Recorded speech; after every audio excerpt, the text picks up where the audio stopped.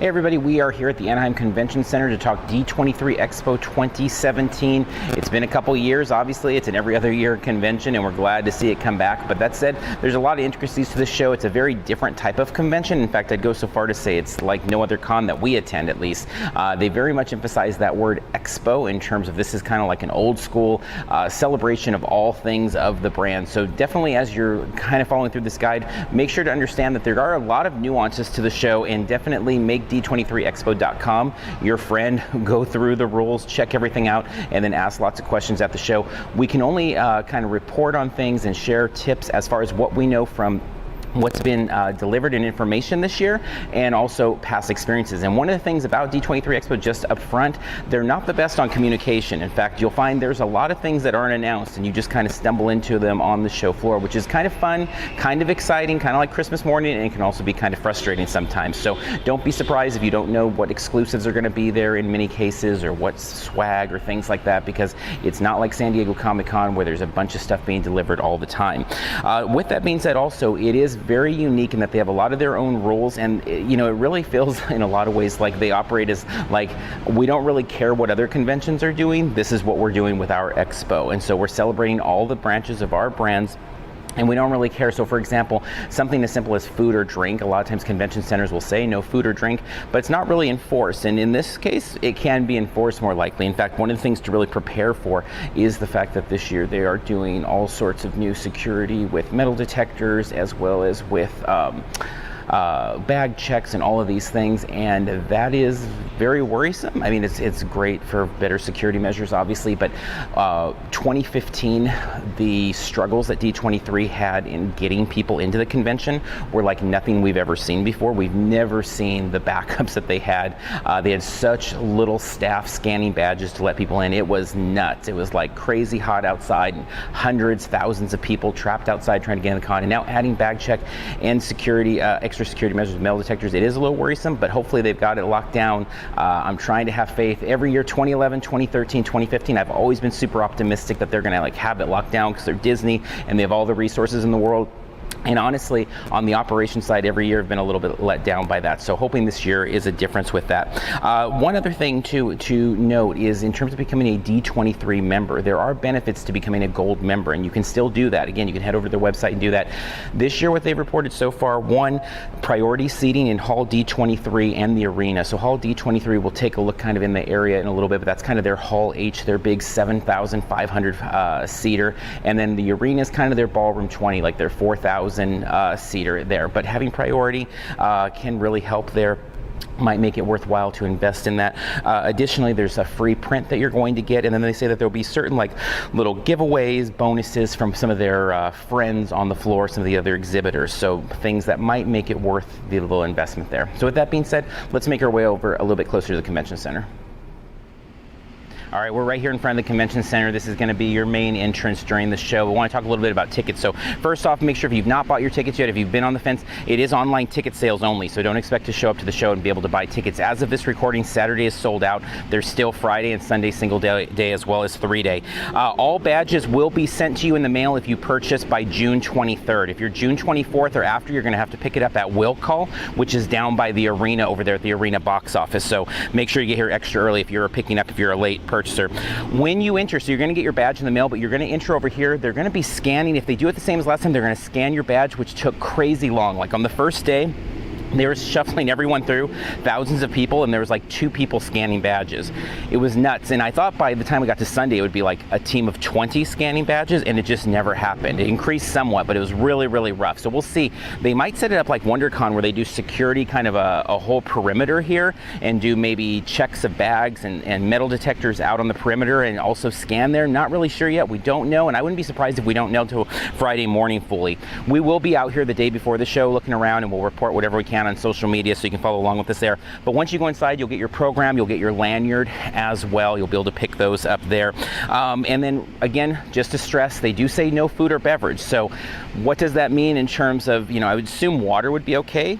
But I would also think like a granola bar is okay, and I don't know, and I could totally see that changing by security guard. One of the biggest problems we find at all of the places we visit, all the parks, conventions, when they're doing bag checks, metal detectors, all that, is great inconsistency from security staff to security staff. And so I would hope it's not the same here, but it seems to always be the same, is that they really struggle with what is okay and what is not okay and how they interpret the rules. So beware, I guess, is all I can say. I'd hate to see you get here with, you know, a couple bags of chips and a soda or something in your bag, and then have to have it thrown away or whatever, especially after you've gone through a long line. Potentially you're not going to want to get out. You probably are just going to throw it away and go in. That also means you're going to be kind of locked down in terms of food and drink options. One thing we see with these new security measures that a lot of cons are using, it does benefit the convention center because nobody wants to leave the convention center because it's such a hassle to get back inside, so you're forced to kind of buy the food and drink. And although Anaheim Convention Center definitely has some better options than a lot of places, they're not necessarily the best. All right, I want to take a couple minutes and talk about panels, because that is obviously a big draw for many people, especially with Marvel, Star Wars, Pixar, all of that coming, not to mention all of the success Disney's had with the live action, with their Beauty and the Beast and all of those. I know it's going to be a popular area. So a few things to note about panel rooms. One, first off, they clear all rooms. So don't plan on planting yourself in anywhere and squatting and going through a day. They do clear rooms, so you really got to plan strategically. You're going to be bouncing from spot to spot, and that does mean maybe making more choices than you're usually used to. Also, oftentimes they are going to not allow recording. In fact, sometimes in major panels, like in the Hall D23 down at E behind us there, they're going to have you seal up your phone in like an opaque bag, like a locked bag where you can't do anything with it. So you also may want to tell people ahead of time, you have babysitters, things like that, that you might be out of communication between the hours of this and this, because your phone may be locked away and you can't do anything with that. Now, so Hall D23 is down this way. That again is their kind of big mega room. The D23 Expo Arena is on the other side of the convention center. Again, that's going to be about their 4,000 seater. You've also got stage 28, which is a big kind of beefy room, maybe 2,000 people. And then their smallest room is the archive room, and that has kind of more of the historic classic Disney stuff there. So those are really going to be your 4 panel rooms. Now, in terms of lining up, they used to not allow any overnight lineup, but they've changed that last time around, and they're continuing it this year. So on Thursday night and Friday night, you can begin lining up at 10 p.m. down here in Hall E, and they'll kind of take you away there and capture you in a spot. You are not allowed to save spots. You are also not allowed to have more than will fit in a backpack. They're pretty strict about those things. There will be a concession stand in there. Again, a lot of just kind of oddball rules, but it is the rules that they have, so beware with those. On Saturday night, they're not allowing any lineup till 6 a.m. the next day. Now, that lineup also carries onto the floor. We're going to talk more about the floor in a little bit, but in terms of lining up, 10 p.m. the night before, Thursday night, Friday night, 6 a.m. for Sunday morning. There's also the option of the stage pass. The stage pass are for select panels in the arena, stage 28, and archive. It doesn't do you any good for the D23 hall, but for those other areas, select panels, the way that works, you're going to go down to Hall A and get in a pretty massive line, and it's basically like the idea of getting a fast pass at Disneyland. And so make sure if you're getting in line to have like a first and second choice. You'll wait in a massive line and crush through there. It's nuts, but at least once you have it, then you just have to arrive at your room 15 minutes prior, not any less than that, or they'll give your seat away. There is no reserved seating. It's just giving you a priority spot, and then you'll go in and find your seat there. There is no stage pass for panels that start before 11 a.m. But for the 11 a.m. to 2:30 p.m., they start that distribution at 9 a.m. and then the 3 p.m. and later panels start at 12:30 p.m. So Stage Pass can be a really nice thing. It's gotten really good reviews in the past. I hated the location last year in Hall A because it was just so messy. I wish they would put that somewhere else. But from what I can tell, and they haven't released an exhibit hall map yet, but from what I can tell, it looks like it's going to be a very similar situation. So in terms of hitting the floor, also be wary of that because it really clogged up some arteries over there with everybody rushing down to Stage Pass. All right, now I want to catch up and talk a little bit about the floor. So we've got kind of a general map here. Again, we don't have a D23 Expo specific map as we are recording this. You can see we are here. So when we were just talking about Hall E, that's where everybody's going to line up. If you're lining up early for the floor to go after those exclusives, same thing. Everybody's going to enter down here, funnel in, and then they'll have separate queues down in E. And ultimately, you'll be making your way through their entry point into the floor here. But we can't get into specifics of where things are located there quite yet. Now, the floor itself, it's heavier on exhibit exhibits than a lot of cons that are out there for sure. So you can expect to see, Thor Ragnarok, Black Panther, Marvel games. I'm sure Star Wars is going to have some things on display there. The Parks Pavilion for sure is going to be all about stories. About Star Wars with their Galaxy of Stories. Pirates Life, for me, their big 50th anniversary exhibit is there. Scrooge McDuck's Money Bin. There's going to be a lot of those types of exhibits and experiences. There's it's kind of a mix of museums and interactive experiences all peppered throughout the floor. Then you've also got your regular exhibitors, people that you would see at a Frankenstein or at San Diego Comic-Con or WonderCon or whatever, selling their Funko Pops and other Disney stuff. You'll find all sorts of Marvel, Star Wars, things like that. And then you also have the specific Disney exclusive stores, and that's something not to be confused. So you have the Disney Dream Store, the Disney Store, and Mickey of Glendale. So those three stores will each have different types of exclusives, different queues, and different, very important, store passes. So store pass, if you think about stage pass or fast pass, same idea, but now for exclusives. So store pass, you're lining up. Again, you're going to start over here, Hall E. You can line up as early as 10 p.m. the night before. Then you make your way in, you get a store pass. It's a fast pass to come back and shop somewhere between, 11 and 5. So that's going to be distributed at A also. So do remember, A, everything from store pass and stage pass is going on down here. So this is going to be a really messy part of the convention. But that said, if you want that fast pass, which is really awesome if you can get it, this is where you're going to have to make your way. So again, you'll be entering, if you're there overnight, entering over here, coming all the way down, and ultimately ending up here. We saw a lot of people running, making mad dashes throughout here, so be careful. Hold on to your kids, make sure nobody gets trampled there. Another particular about D23 Expo, though, to be careful about is signings. Signings that are specifically D23 Expo sponsored, they only sign items that are exclusives from the convention itself. And they go so far to say in the program that they will ask potentially for a receipt to prove that you bought it. So you can't bring, a t-shirt that you had signed by, your favorite stars and you're doing a big cast signing or things like that. It has to be something from D23.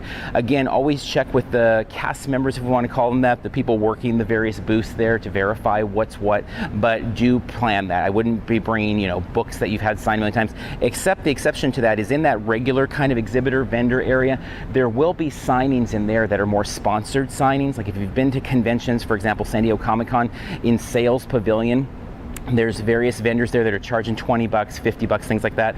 There'll be some of those types of signings. That's different than at Comic-Con, like somebody that's signing at the WB booth or something along those lines. And so there are different types of signing. And again, the unfortunate thing is D23 Expo is so tight on information, you won't know a lot of these things going into the con. So it's really tough. You just kind of got to plan, and you really have to be dynamic. It's nice that you don't have to do a ton of extra planning coming into the convention, but it can also be a little frustrating for those that want to really know, especially if you're flying in. Should I bring X, Y, and Z because I want to try and get this signed, or is this person going to be there? And a lot of times you won't know, and again, it's good and bad with those ways. But as we look at the floor, then a lot of our entertainment is going to be in here in B and C in terms of the exhibits and those exhibit hall vendors, all of that taking place in there. As we get closer to the con, we're going to have more D23 Expo tips on our Twitter accounts and Facebook, so you can follow along there. We'll be giving as much advice as we can throughout the lead up to the con and then throughout that entire convention. All right, so to wrap up this, tips segment, let's say, or this tips video, I should say, we just want to talk about a few things kind of off-site, some of the other general kitchen sink items. So first off, behind me, you can see still it's a major construction zone here at the Anaheim Convention Center, so it's still not done.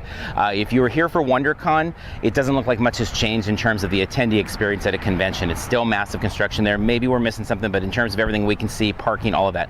So on that note, parking at the Anaheim Convention Center is really difficult. So plan extra time if you're not staying in the near area. If you're able to park somewhere a little further away and Uber in, definitely a good recommendation there. If you have parking, if you're an annual pass holder for Disneyland, Toy Story is an option. Mileage varies there in terms of their convention policies. I mean, we've seen them before telling people no one there, even if you have annual pass parking, you're not allowed to park there if you're going to the convention. And other times we've seen them like park you closer so you're able to get to the convention easier. So, rolling the dice there, something to consider. But either way, make sure you plan to get here early. Wouldn't be surprised if you're parked out at like Angel Stadium and having to bus in or things like that. So plan. Next up then, CVS. Down the way on the corner there, you have a CVS. Great spot to pick things up cheap. Again, not certain what you'll be able to actually bring into the con itself. Normally for WonderCon, we're like, go there, if you're flying in, buy water, buy the salads or whatever and have them with you. Not totally sure on this one. So again, mileage can vary. Off to my right here, we've got obviously Disneyland, the Disneyland Resort. Downtown Disney has a number of awesome places to eat, drink, be merry. Do make sure to get the app if you're coming out, make reservations, all of that. I'm guessing if you're watching this video, you're probably at least a little bit familiar with the Disneyland app, and if not, download it and you can check out restaurant menus, prices, all those things there. Definitely hit Trader Sam's, hit the Disneyland Hotel, Grand Cal, some great places over there to check out.